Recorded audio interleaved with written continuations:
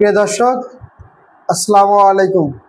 আমি ডাক্তার Mohammad Shahidul Islam, senior physiotherapist, life care physiotherapy সেন্টারের পক্ষ থেকে আপনাদের শুভেচ্ছা।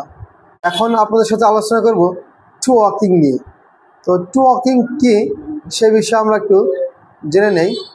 শিশুর বিকাশের একটি গুরুত্বপূর্ণ ধাপ হলো হাঁটতে শেখা।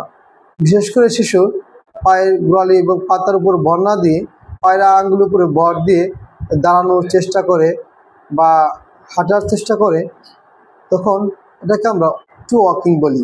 এই কিছু কারণে এই ওয়াকিংটিও হয়ে থাকে।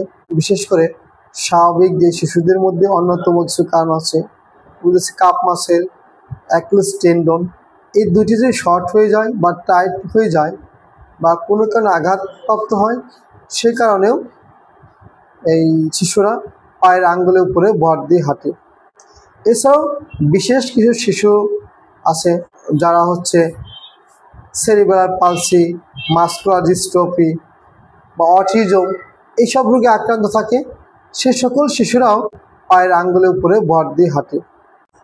তো চলুন দর্শক, আমরা কয়েকটি এক্সারসাইজ দেখে নেই, যে কয়েকটি এক্সারসাইজ করলে আপনার শিশু এই ওয়াকিং টু থেকে মুক্তি পাবে।